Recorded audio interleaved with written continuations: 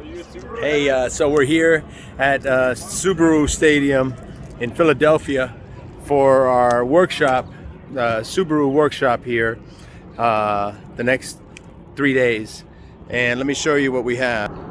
So that's the stadium there. These are the cars.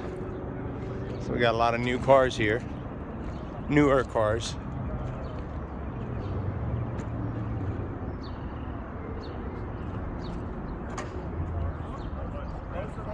And we got a few props here. There's our props.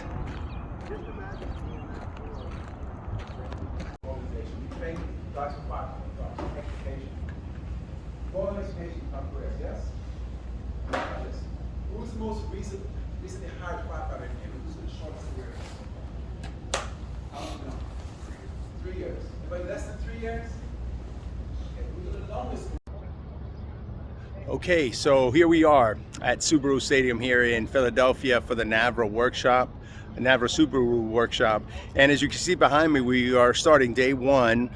We have 3 scenarios set up, 3 different pits: car on its roof, car on its side, car on all fours, or up, override, underride, so that the 3 most common positions, so teams can work from arrival on the scene all the way up until medic access. And we stop them, we go over everything, we debrief how they did everything, break it down, and practice again, and do that for a couple rotations, actually 3 rotations, and then we do scenarios. Let's see what we got at each station.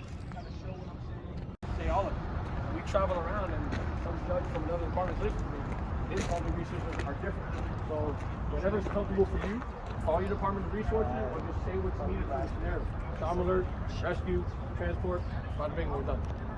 It is a BLS competition, so despite what they do, as best as you can, so like that you can make contact and limit the movement of their cervical spine. But if in the event that you approach the vehicle, you see a casualty yet, why not be allowed to give them attention to one circle to get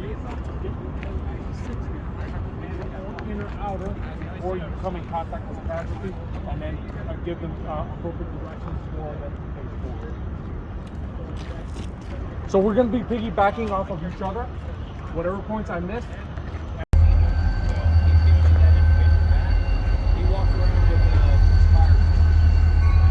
That's kind of more the world game, and we're kind of implementing it more here. He gets around to the back side and he calls it 180 complete. Basically, that tells me that from what you mitigated any electrical hazards and anything like that. When he gets to the back side, now I can say when inners, they kind of start to slowly creep closer to the car while the guy's doing the out. You don't want each one that's going to give you a report. That takes time. If I have them yelling out their hazards, I'm listening. I'm identifying their hazards. Copy, I identified heat source. Copy, I identified flat top. Copy, I identified the floor. And now I can go and read my plan. So when I come to my medic about based off their injuries, you go with a side out. Yeah, you're good with a side out. There's no other option. He's going to tell me side out sounds perfect. I see. So emergency plans. The emergency plan might be to take this door. Station. I crack glow sticks and I throw them on the floorboard of the car. It just eliminates everything for me. So I can kind of see what I'm doing. Where's the foot? Where's the pedal? Where's the leg? Where's the arm? What changes the game is positioning of the vehicle.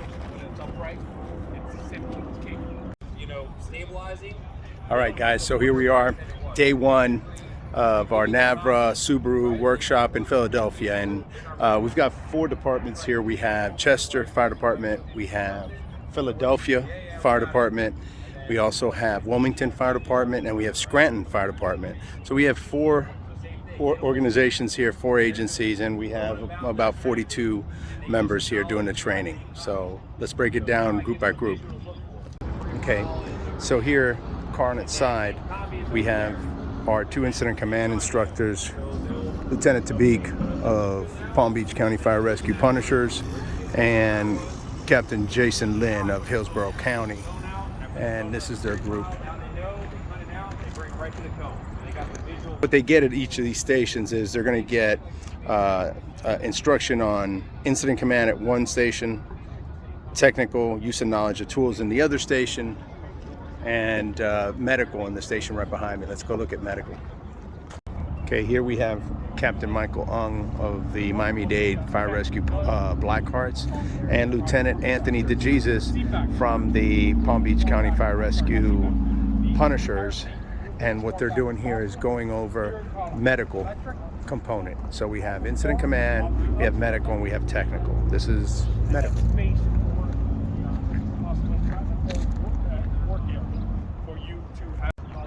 All right, so here we have technical. The teams rotate through all 3 stations, an hour and a half at each station. And this one here, they're covering technical, the responsibilities of the technical personnel with regards to the scene and sequencing. We've got Chad Roberts from Oakville Fire Department. We have Brandon Post from Miami-Dade Fire Rescue Blackhearts teaching this part.